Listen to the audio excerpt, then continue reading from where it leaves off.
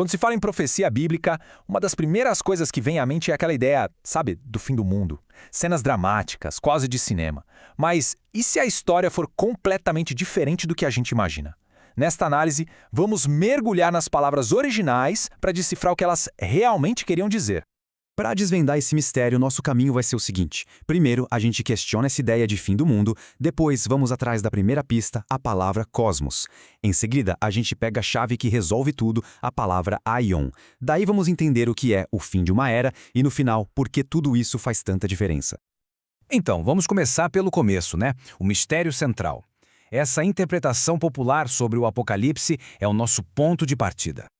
A pergunta que guia tudo por aqui é exatamente essa. Será que Jesus estava de fato falando sobre a destruição do planeta Terra? Muitas ideias e crenças foram construídas em cima disso. Mas e se a gente desafiar essa noção, olhando direto para o texto original?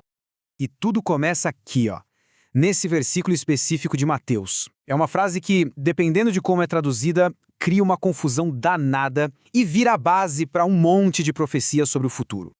E é aí que está o problema. Uma leitura mais superficial, junto com algumas traduções, levou a essa ideia de um apocalipse global. Mas a resposta para esse nosso mistério pode não estar no futuro, e sim no passado, escondida lá no idioma original do texto. Bom, chegamos na nossa primeira pista. É hora de agir como detetives e analisar a palavra grega cosmos. Olha que interessante. No grego, cosmos não é só o planeta, bola azul. O sentido principal aqui é de um sistema, uma ordem, a organização social e humana. Pensa nisso como o palco onde a vida acontece. E o mais legal é ver como o próprio Jesus usa essa palavra. Quando ele fala que o campo é o cosmos, ele está se referindo a esse palco da sociedade onde o bem e o mal, sabe, o joio e o trigo, convivem lado a lado. Então, o ponto crucial aqui é este. A primeira pista mostra que o foco não é a geografia, não é o planeta. O foco é a estrutura da sociedade humana daquela época. É importante guardar essa informação. E agora a gente chega na peça que resolve o quebra-cabeça. A palavra que, de verdade, muda tudo.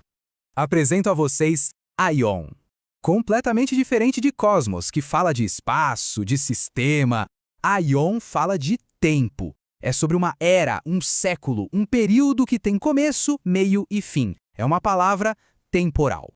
Aqui a diferença fica gritante, né? De um lado, cosmos, o onde, o sistema. Do outro, aion, o quando, a era. São dois conceitos completamente diferentes que, infelizmente, acabaram sendo traduzidos muitas vezes do mesmo jeito. E com isso, a conclusão da nossa análise linguística fica clara. A tal consumação do século lá de Mateus usa a palavra aion.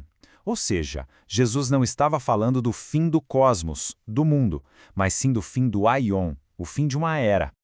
Ok, se era o fim de uma era, então de que era Jesus estava falando? A resposta, meus amigos, está na história. A profecia apontava para algo muito, muito específico para quem estava ouvindo naquela época. O fim da era judaica. O fim daquele sistema religioso e social que se baseava na antiga aliança, na lei de Moisés. E a prova histórica está aqui. Uns 40 anos depois da profecia, no ano 70 d.C., os romanos invadiram e destruíram Jerusalém e o templo. Esse evento foi o ponto final, inquestionável, daquele sistema. A profecia se cumpriu ali. Para ser bem específico, o fim daquela aion significou o fim da validade da antiga aliança, o fim dos sacrifícios no templo, que era o coração da vida religiosa, e o fim da função do sacerdócio levítico. Foi uma virada de chave completa. Certo? Agora vamos para a parte final, para entender por que essa diferença entre cosmos e aon não é só um detalhe para estudiosos. Isso tem implicações gigantescas. Entender isso direito é, antes de mais nada, uma questão de ser fiel ao texto. É ler o que de fato foi dito e não o que um monte de traduções e interpretações foram adicionando ao longo dos séculos. E os benefícios dessa clareza são enormes. Aquele medo de um apocalipse a qualquer momento dá lugar para a certeza de um evento histórico que já passou. O foco sai da especulação sobre o futuro e vai para a realidade de uma nova aliança que já está valendo. Tudo se encaixa. E isso nos leva a uma conclusão muito poderosa. Se a antiga era terminou, é porque a nova já começou. A perspectiva muda da água para o vinho. A questão não é mais ficar esperando por um fim, mas sim viver numa nova realidade que já foi inaugurada.